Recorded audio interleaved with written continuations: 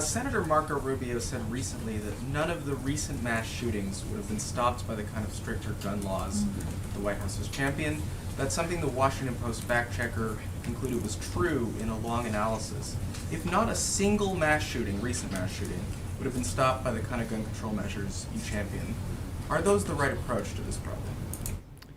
Well, Byron, I think we've been pretty direct and upfront about the fact that there is no piece of legislation that Congress can pass that would prevent every single act of gun violence.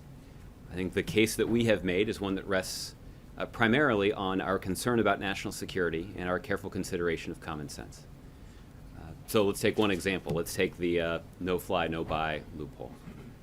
I think it's common sense. The president believes it's common sense, and it is in our national security interest to prevent those who are deemed by the government too dangerous to board an airplane. That we should pass a law that prevents those people from purchasing a gun until such time as they can resolve the concerns that the government has about their potential links to terrorism. There is a process that is administered by the Department of Homeland Security for those concerns to be considered and resolved. And again, when it comes to gun safety, that seems like a pretty common sense step.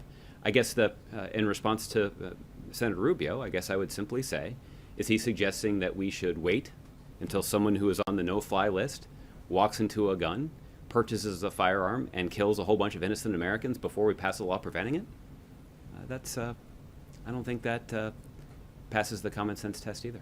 The White House point to a recent mass shooting that would have been stopped by an expanded assault weapons ban or stricter background checks. I mean, the evidence seems to be that in all these recent mass shootings, these folks either passed background checks or were very determined to circumvent the sort of strict gun laws that are already on the books. Can you point to any that would have been prevented or stopped by the kind of proposals the White House is championing? Well, again, Byron, I think that the same thing applies here, which is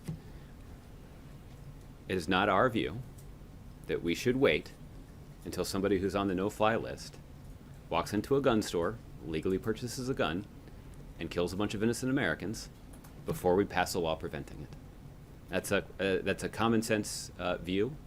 The president believes that that's in our national security, and that's why we believe quite strongly that Congress should take action to address it and close the no-fly, no-buy loophole. Were any of the recent mass shooters on the no-fly list? Not that I'm aware of, but you probably have to ask the Director of National Intelligence to confirm that.